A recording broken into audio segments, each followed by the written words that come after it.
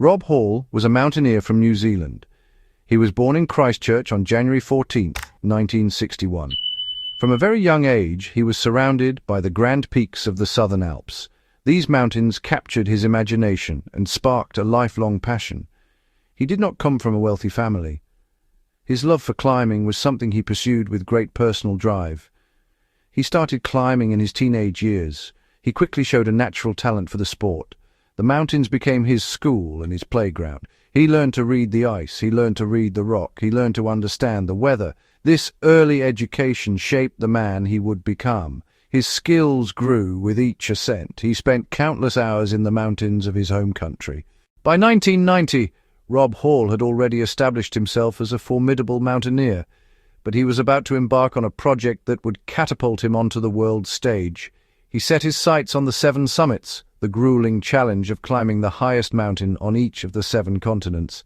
It's a lifetime goal for most climbers, a testament to endurance, skill, and logistical prowess. But Hall wasn't aiming to just complete the challenge. He wanted to redefine what was possible.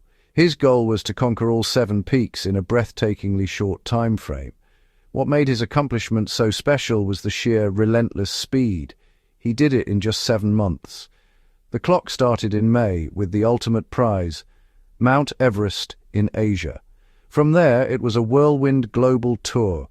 He tackled Denali in North America, followed by Elbrus in Europe and Kilimanjaro in Africa. Then came Aconcagua in South America and the remote Carstens Pyramid in Oceania. The grand finale in December was the formidable Vinson Massif in the frozen wilderness of Antarctica. This incredible pace was a logistical masterpiece. It required meticulous planning, navigating complex travel permits, and securing funding from sponsors who believed in his audacious vision. Each climb demanded a different set of skills and acclimatization strategies, forcing Hall to constantly adapt his body and mind to new environments, from the thin air of the Himalayas to the brutal cold of the Antarctic. The successful completion of the 7 summits in 7 months brought him immediate international recognition and cemented his status in the top tier of the world's elite climbers. But beyond the accolades, the experience planted a seed. He had proven his expertise not just in climbing, but in managing complex, high-stakes expeditions from start to finish. It gave him an idea for his future, a way to turn his passion into a profession. The very next year, in 1991, he partnered with his close friend and fellow world-class climber Gary Ball. Together, they shared a vision. They saw an emerging market of amateur but determined climbers who dreamed of standing on the world's highest peaks, but lacked the logistical and technical expertise to do it safely. They founded Adventure Consultants, one of the very first companies dedicated to guiding paying clients on high-altitude expeditions. Their mission was clear: to open up the world of extreme mountaineering, but to do so with an unprecedented focus on safety and professionalism. Hall's guiding philosophy was built on meticulous organization, conservative decision-making, and the use of the best available equipment. He believed that risk could be managed, not just accepted. He insisted on high guide-to-client ratios, thorough acclimatization schedules, and the use of supplemental oxygen to maximize both safety and the chances of success. Rob believed that with expert guidance and a disciplined approach, the profound, life-changing experience of standing on a summit like Everest could be made accessible to more people. Adventure Consultants quickly became the gold standard in the industry, pioneering a model of commercial mountaineering that would shape the future of climbing on Everest and beyond. In the spring of 1996, the air at Everest Base Camp was thick with anticipation. For veteran New Zealand guide Rob Hall, this season represented more than just another climb. It was a chance to solidify his company, Adventure Consultants, as the world's premier high-altitude guiding service. He was preparing to lead his 5th expedition to the summit of Mount Everest. It would be his company's flagship trip for the year, a meticulously planned operation upon which his reputation rested. The team he assembled was diverse, a mix of seasoned professionals and ambitious clients. Alongside Rob were 2 other highly capable guides, Australian Mike Groom and fellow Kiwi Andy Harris. Supporting them was a formidable team of climbing Sherpas, led by the respected Sirdar Ang Dorje Sherpa, whose strength and experience were the backbone of the entire expedition. The team included 8 paying clients, each of whom had invested a significant sum, around $65,000, for a chance at the summit. For this price, they expected not just a path to the top, but the best leadership and safety protocols available. The clients came from different walks of life, with varying levels of high-altitude experience. Some were strong, seasoned mountaineers. Others, while fit, were less accustomed to the unforgiving environment of the death zone. One returning client was Doug Hansen, a postal worker from the United States. He had tried to climb Everest with Rob the previous year, but was forced to turn back just a few hundred feet from the summit. The failure had haunted him, and Rob, feeling a sense of responsibility, had offered him a discounted rate to return. Doug had worked 2 jobs and saved relentlessly for this second chance. Another client was Yasuko Namba, a quiet but fiercely determined executive from Japan.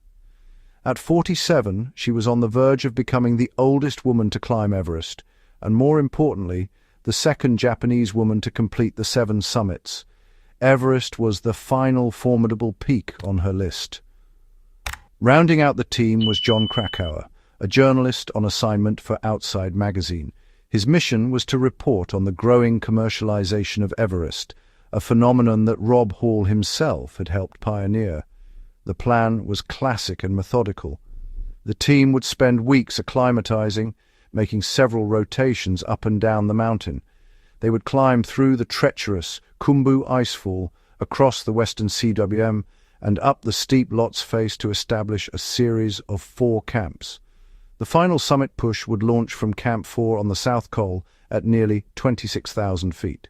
Success depended on fixed ropes to secure the route and a carefully managed supply of bottled oxygen to combat the debilitating effects of extreme altitude. But Rob's team was not alone. That season, the mountain was more crowded than ever. Several other major commercial expeditions, including one led by the charismatic American guide Scott Fisher, were also on the mountain, all eyeing the same narrow weather window in early May for their summit attempts. This unprecedented number of climbers created a new, unpredictable hazard. The potential for bottlenecks at critical sections of the route was high. As the teams prepared for their final push, a sense of unease lingered in the thin air. The mountain's growing popularity was about to have serious and ultimately tragic consequences for everyone involved. Experienced mountaineers know a profound and often brutal truth. The summit is only the halfway point. Reaching the top of the world is a monumental achievement, but it marks the beginning of the most dangerous part of the climb. A safe descent is not just as important as reaching the top. It is everything. Exhaustion, dwindling oxygen, and the deceptive euphoria of success can lead to fatal errors. Descending in darkness on treacherous terrain exponentially increases the risk. For this reason, guides on Everest use a strict, non-negotiable turnaround time. This is a predetermined time by which all climbers must abandon their ascent and turn back, whether they have reached the summit or not. It is a critical safety protocol designed to outrun the setting sun and the mountain's notoriously fickle afternoon weather. The purpose of this rule is to ensure that everyone has enough daylight, energy, and bottled oxygen to get back to the relative safety of Camp 4 before nightfall. For most expeditions, the turnaround time is 2 p.m. Any later, and climbers risk being caught high on the mountain as temperatures plummet and storms roll in. Rob Hall was a strong vocal advocate for this rule. He had always enforced it rigorously on his previous expeditions. It was a cornerstone of his safety strategy, a hard line drawn to protect both his clients and his guides from the siren call of the summit. But the summit push on May 10, 1996, was plagued by problems from the start. Crucial sections of the route, like the balcony and the Hillary Step, had not been pre-rigged with fixed ropes as planned. This forced the guides to do the work themselves, consuming precious time and energy. Furthermore, the sheer number of climbers from multiple expeditions created dangerous bottlenecks on the narrow ridges, bringing progress to a standstill. The 2 p.m. deadline came and went. The carefully constructed schedule had shattered. Rob Hall was still high on the mountain, near the summit. He had not turned around. Several of his clients were also still climbing up, inching their way towards the top, hours behind schedule. Rob was faced with an agonizing decision, one that pitted his own cardinal rule against the immense pressures of the situation. He could enforce the rule and turn back his clients, some of whom were heartbreakingly close to achieving a lifelong dream they had sacrificed so much for, or he could push on, gambling that the deceptively clear weather would hold just a few hours longer. He chose to continue. This decision, born of compassion and hope, would have fatal consequences. It was a departure from his own well-established safety protocols, a single fateful choice that went against years of practiced discipline. One of the main reasons Rob stayed was for his client, Doug Hansen. Hansen had attempted Everest with Hall the previous year, but had been forced to turn back just short of the summit. Hall, feeling a sense of responsibility, had encouraged him to return. Now, with Hansen struggling but determined, Hall felt compelled to see him to the top. He and Doug Hansen did not reach the summit until after 4 p.m., more than 2 hours past the safety deadline. They were dangerously late, standing on top of the world, as the sun sank low and a monstrous storm gathered, unseen, just over the horizon. The storm struck with incredible fury. Visibility reduced to just a few feet. Rob and Doug were caught in a complete whiteout. Doug Hansen collapsed. He could no longer walk. Rob refused to leave him. Rob used his radio to call for help. He reported that Doug was unconscious. They knew that a rescue at that altitude, in that storm, was impossible. Throughout the night, Rob stayed with Doug. He tried to keep him warm, but Doug never recovered. Now he was alone, trapped near the summit of Everest. On the evening of May 11th, Rob Hall knew he was not going to survive.